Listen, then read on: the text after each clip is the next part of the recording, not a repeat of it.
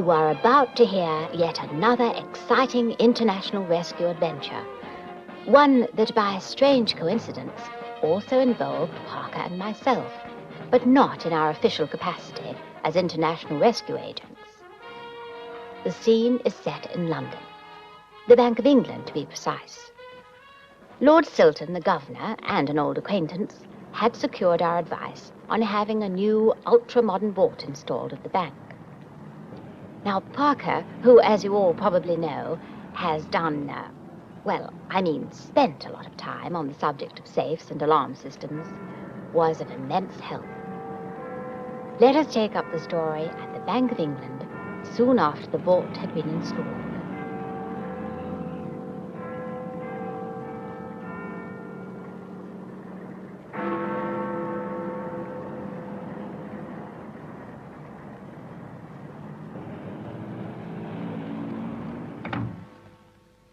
Ah, Lovegrove. I've put the Brinkley report figures on your desk, sir. What, already? Lambert was working on them, sir. His concentration is quite terrifying. Lambert, eh? Oh, yes, I know the fella. Chappie who absolutely buries himself in his work. Gets through 10 times as much as anybody else. Yes. Could do with a few more like him. Oh, indeed one could, sir, yes. Fantastic, isn't it, Lovegrove? Here we are, standing inside the Bank of England. Outside, it appears just as it was 2, 3, 4 centuries ago. And yet down here we have the strongest, most modern vault in the entire world. Oh, quite fantastic, your lordship. Indeed so, sir. One does, of course, deplore change. Oh, of course one does, sir. But it is nevertheless comforting to know that all England's deeds, monies, and documents are safely under lock and key. Most comforting indeed, sir. Especially when one considers that I have the only electronic key, and that I carry it with me wherever I go. Any more to come, Lovegrove? I'm dining at a stately home tonight. Don't want to be late, you know. I think they're all here, sir. Call the roll then, eh? There's a good chap. At once, your lordship. Taylor? Present, Mr. Lovegrove. Carter? Yes, sir. Moore? Moore? Yes, here. Longman? Present, sir. Lambert? Lambert? Well, he did leave the vault earlier, Mr. Lovegrove. I see. Very well. Barrett? Yes, sir. All present and accounted for, sir. Good, good. Now all that remains is to close the vault.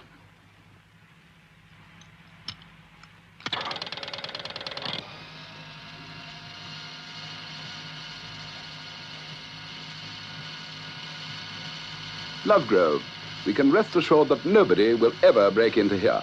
Quite, sir. Quite. It's a great engineering achievement. I especially approve of the way the air is pumped out of the vault, sir. Papers keep so much better in a vacuum. Well, that appears to be it. You do, of course, have the key, sir. It's in my case, Lovegrove, and this case never leaves my side. As the huge doors closed and the automatic pumps began to suck the air from the vault, Lord Silton left the bank on his way to join me for dinner. But soon after he left, it was discovered that Lambert, one of the clerks, was missing. He had, in fact, returned to the vault and was deeply engrossed in his work. A search was immediately organized.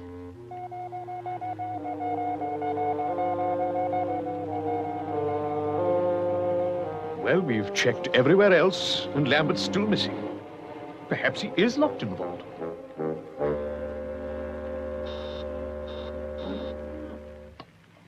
I gave orders I was not to be disturbed. These figures must be finished. Hello. Hello. Hello. Hello.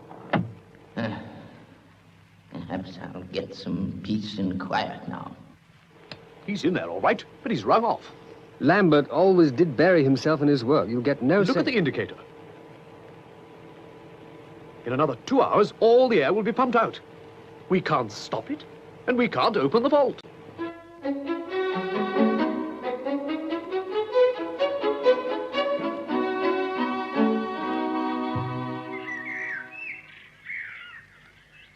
Well, here's to you, Lady Fidelity. Still can't thank you enough for all you did. Oh, it was nothing. And anyway, Parker must take most of the credit. A real treasure, that man of yours. Wish I could find someone like him. Knows his place, dresses well. Sort of fellow you could take anywhere. Ain't you got my grub ready yet, Lil? What's the matter with you? I've only got one pair of hands, ain't I? Wasting your time here, girl. If you got more, you make a few bob in a circus, wouldn't you? What are you getting for their nibs, then? It's none of your business. Hello, hello. You want to keep your shirt Oh, on? Ark, who's talking? Still, don't blame you not telling me. If I cooked like you, I wouldn't shout about it neither. Now listen here, Nosy. Hey, manners, manners. Mr. Parker, if you don't mind. All right, then, Mr. Nosy Parker. I've been slaving over this all day. Oh, come off it, Lil. I was only pulling your leg. What you done for 'em? Well, I'm starting them off with a drop of consomme. Oh, audible load of old rubbish. Then a special escalope receipt, with all the trimmings, of course. Muck. Gives me heartburn just to look at it. And then they can finish off with their old crepey Suzettes and coffee how they like it. Crepey? Yeah, well, they're welcome to it. What you got for me, then? Stew. Oh, me favourite. I spoil you, don't I? Here you are, here's your paper. I know how you like a read while you're eating. Well, cool. Strike me like fingered Fred's art.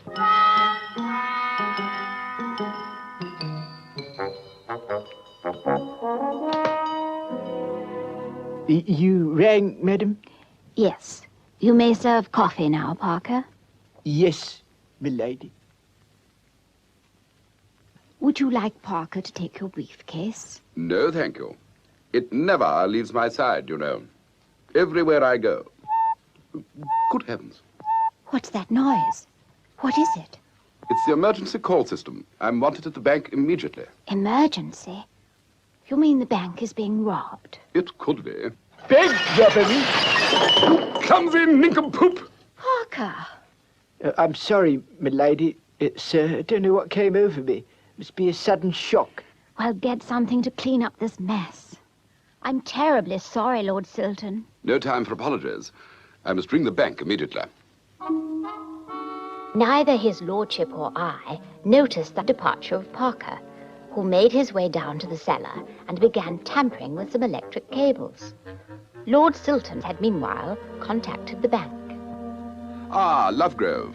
Now, what's all this emergency call about, eh? We've been cut off. Parker! Yes, milady? Get the Rolls Royce out, Parker. We're taking Lord Silton to London. Don't worry. We'll have you there in no time. My car is capable of phenomenal speeds.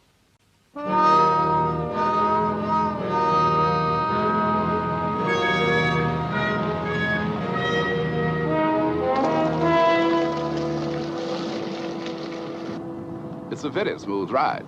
It feels as though we're hardly moving. Parker. Can't understand why we're going so slow, madam. I have my foot hard down.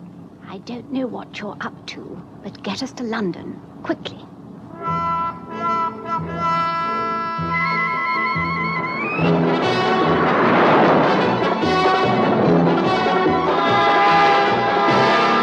Meanwhile, somewhere in space, John Tracy was receiving an SOS.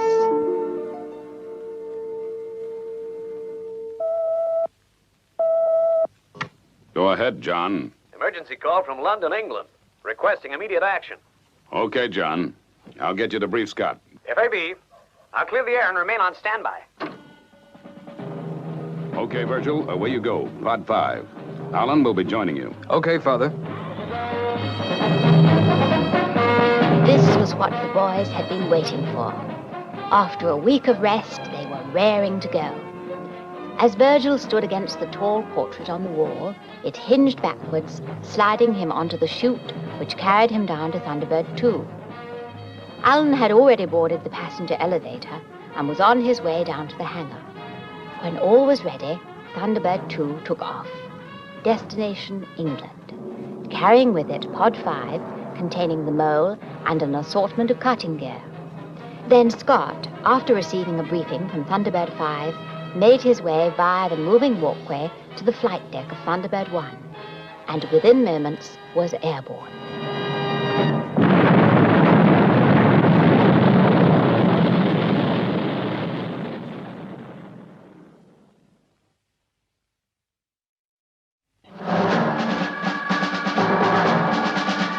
International rescue from space station. Thunderbird 2 has landed safely. Scott reports that owing to the underground cables and communications in London, the mole cannot be used.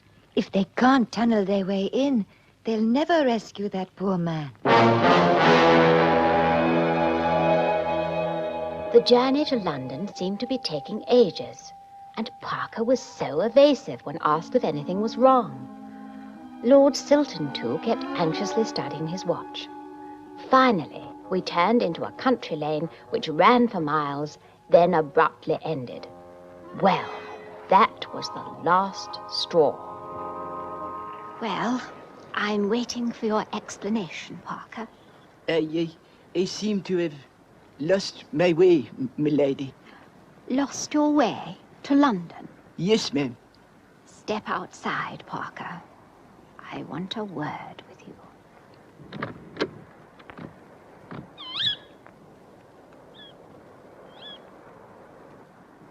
Now, why are you so intent on stopping Lord Silton getting to the bank, Parker?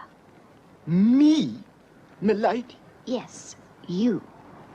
I can see now that it was you who put the video phone out of action. Now, suppose you explain, Parker, I'm waiting. It's... Oh, all right, milady.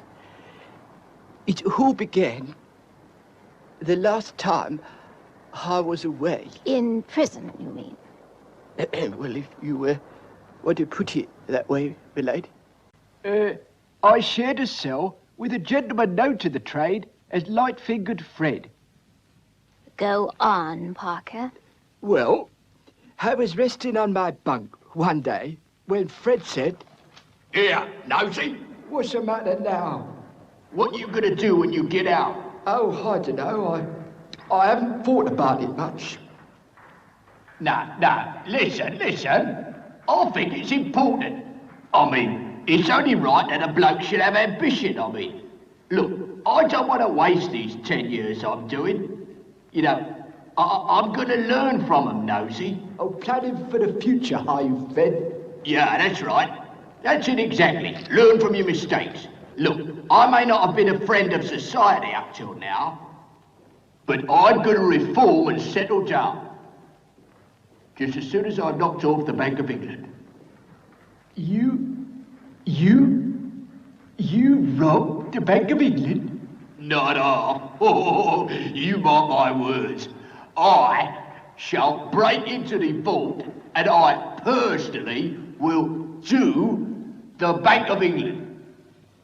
So you see, ma'am, this emergency could be Light-Fingered Fred carrying out his threat. Not necessarily. But it could be. It isn't right, milady, that I should be the one to ruin an old colleague's life ambition. Well, we haven't time to argue, Nosy, Parker. But if you feel like this, I shall drive us to London.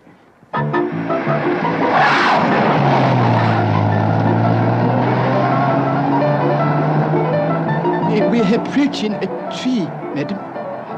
Madam, it's a tree. There's a tree! We certainly moved quicker than when Parker was driving, and I was enjoying myself immensely. I just couldn't understand Lord Silton and Parker's worried looks whenever we approached anything.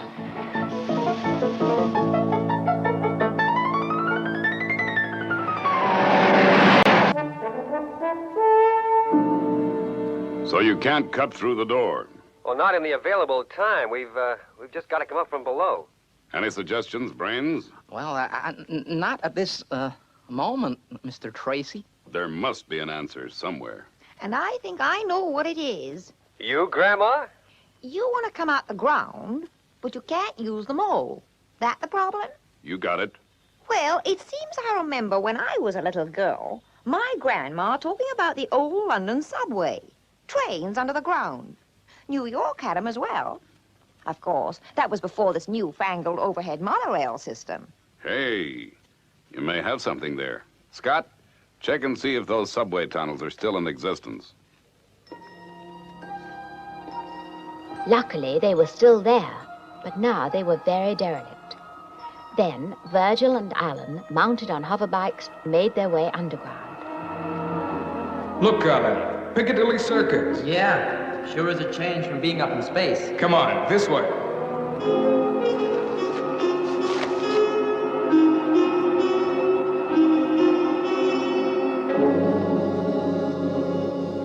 Ten minutes.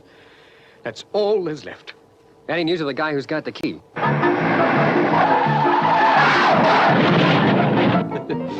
When I made him shortcuts.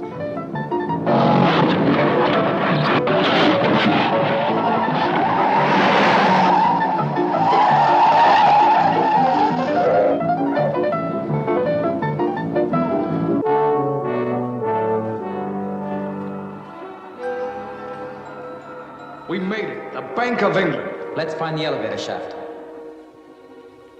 Oh, I can hardly breathe. I must get out. Must get out.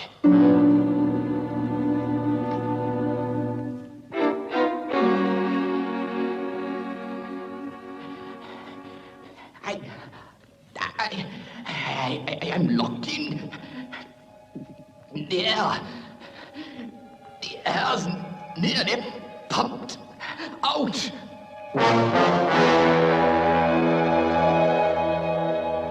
This is it, Virgil. Let's get to work. Must try and get help.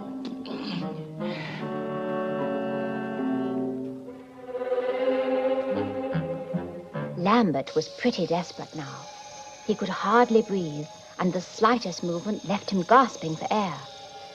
He had no way of knowing that Virgil and Alan were within a few feet of him, feverishly drilling in preparation for an explosives charge to blast the wall down. It was about then that we finally arrived at the bank.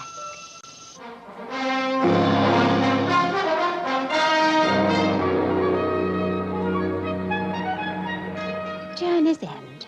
What a pleasant drive. I must do this more often, Parker.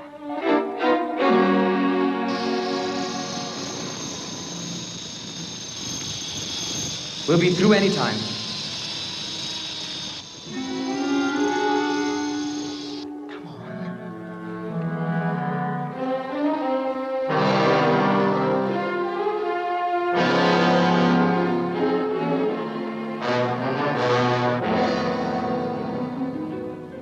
What's happened? Are we in time? Lord Sultan, we'd given up hope. Lambert is trapped in the vault. There's just seconds left. Quickly, sir. The electronic key. The key? Yes, sir. The one you always have with you in your briefcase. Briefcase? It never leaves your side. Remember? Oh, that briefcase. I must have left it at Lady Penelope's. One of your hair clips, milady, if you would be so kind. Parker, this is no time for flippancy. Couldn't be more serious, milady. They haven't built a safe yet that Nosy Parker can't open.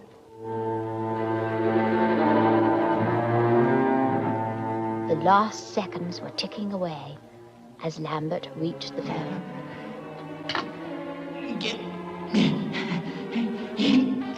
Stop. Rescue.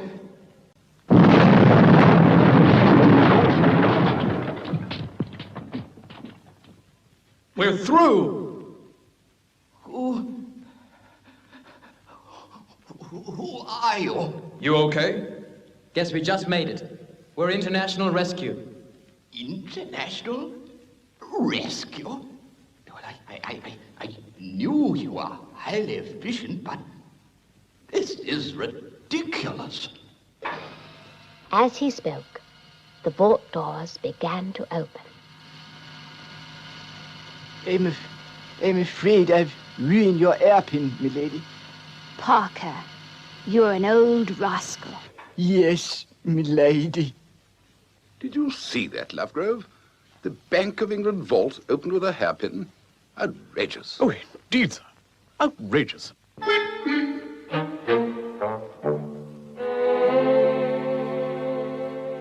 Well, there you have it. Poor Mr. Lambert is safe and none the worse for his ordeal. Light-fingered Fred is back behind bars. Lord Silton is looking for a stronger vault for the bank. And I'm saving up to pay for all the damage I did to the Rolls-Royce on that frantic drive. And Parker has threatened to leave my service if I ever scare him again like that. Well, be with you all again soon. Over and out.